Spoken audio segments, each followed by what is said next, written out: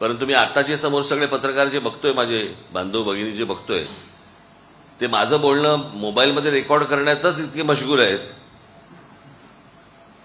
की मी विषय कोणता मांडणार आहे याच्याशी त्यांना परवाच नाहीये. की मी काय मांडतोय हे आता लगेच माझ्या चॅनलवरती किंवा छोट्याशा कुठच्या सबस्क्राईबवरती मी टाकून दिलं की माझा दिवस निघाला.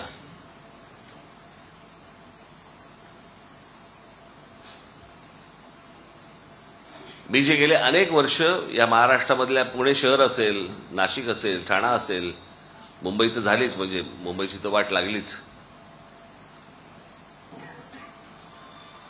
पण मला तुम्हाला सतत एक गोष्ट सांगायची आहे की तुमच्या पायाखालची जमीन निघून चालली आहे याचा आपल्याला, आपल्या मराठी माणसाला अंदाज आहे का?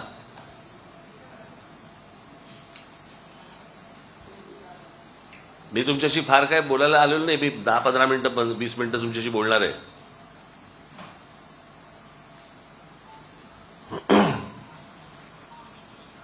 मी त्यादिवशी माझ्या शिबिरामध्ये मी जेव्हा सांगितलं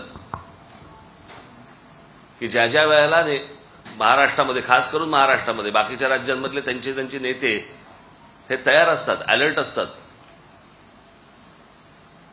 ते त्यांच्या माणसांचा पहिला विचार करतात. आमच्याकडे तो होत नाही. मी आत्ताच वरती एका अधिकाऱ्याशी बोलत होतो. त्यांनी मला काही नावं सांगितली, गावांची नावं सांगितली. ती बोलली ही गावं संपली आता. अलिबाग आणि ह्या सगळ्या आजूबाजूच्या जवळपासची जी गावं आहेत संपली, गेल्या जमिनी त्यांच्या. मग माणसं कुठे गेली?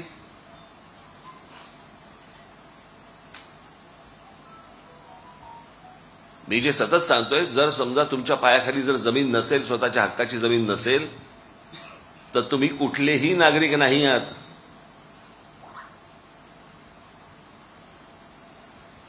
मला कल्पना आहे या गोष्टींची की प्रत्येकाला पैशाची गरज आहे, प्रत्येकाला काही ना काहीतरी गोष्टींची गरज आहे, प्रत्येकाचा परिवार वाढतोय, मोठा होतोय, मुलं मोठी होत आहेत, त्यांना पैशांची गरज आहे, शिक्षणासाठी पैशाची गरज आहे. मी जमीन ठेवून करू काय? मला ह्या सगळ्या गोष्टी, मला ह्याची पूर्ण कल्पना आहे. बरं, तुमची जमीन आहे, ती तुमची वैयक्तिक प्रॉपर्टी आहे, ती विकावी का न विकावी हा माझा विषय नाही आहे. पण उद्या तुम्ही ती विकल्यानंतर ती कोणाच्या घशात जातेय? नंबर 1, तुम्हाला त्याचा मोबदला व्यवस्थित मिळतोय का? बरं, ज्या प्रकारचे दलाल आत्ता आपल्याकडे जे फिरतायत ते सगळ्या ठिकाणी तेच फिरत असतात, पुण्यात काय आणि कुठे काय. बरं, बहुतांशी मराठीच असतात, त्यामुळे आपल्या लोकांचा विश्वास बसतो. तू डोळ्यात लाईट नको मारू.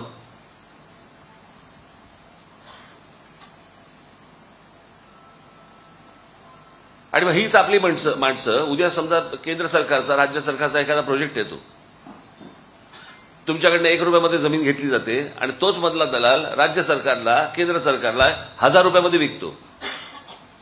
ते 1000 रुपये तुमचे आहेत ना, आपल्या भूमिपुत्राचे आहेत ना. मग ते हाताला न लागता तुमच्या ते पण पैसे तुम्हाला न मिळता तुम्ही जर देशोधडीला लागणार असाल,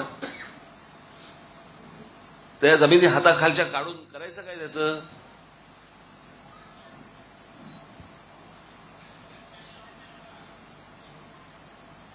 मी त्या दिवशी जे सांगितलं, जगामधला कुठचाही तुम्ही इतिहास तपासून बघितला तो भूगोलाशिवाय नाही. जमीन हडप करणं एवढाच फक्त भाग होता. आज ट्रान्स हार्बर सुरू झाला, ही रोरो सुरू झाली आहे. उद्या हे रस्ते तुमच्या जमिनी जाणार हातात ना बाबांनो. आज तुम्ही जर दुबईमध्ये गेलात, अनेक अशी ठिकाणं आहेत, मी तुम्हाला सांगू शकेन, परंतु खास करून तुम्हाला माहिती असलं म्हणून दुबईला गेलात आणि जर समजा तुम्ही व्यवसाय करायचा ठरवलात, जमीन तर दूरची गोष्ट, व्यवसाय करायचा ठरवलात, तर तुम्हाला तिकडचा एखादा अरबाला पार्टनर म्हणून घ्यावा लागतो. मग जर समजा उद्या रायगड जिल्ह्यामध्ये जर समजा अशा प्रकारचे कुठचे व्यवसाय येणार असाल, का नाही तुम्ही पार्टनरशिप मागत? शक्य असल्यास मी तुम्हाला ऑप्शन सांगतोय. उद्या पुढच्या तुमच्या सगळ्या पिढ्यांचा विषय संपून जाईल, विषय आटपून जाईल की बाबा नाही, येत आहेत पैसे, माझं घर पण आहे, इथेच आहे, मी माझ्या गावातच राहतोय, बाकीच्याही गोष्टी मला मिळत आहेत.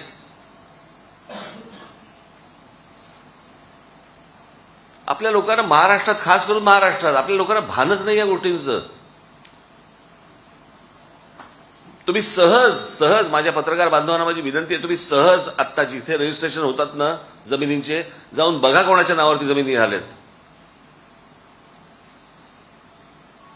आता रायगड जिल्ह्यामधला अजून एक धोका म्हणजे तुमचं नेरळ माथेरानच्या पायथ्याशी जा, तिथे इमारती उभ्या राहत आहेत, कोण फ्लॅट घेतात जरा बघा.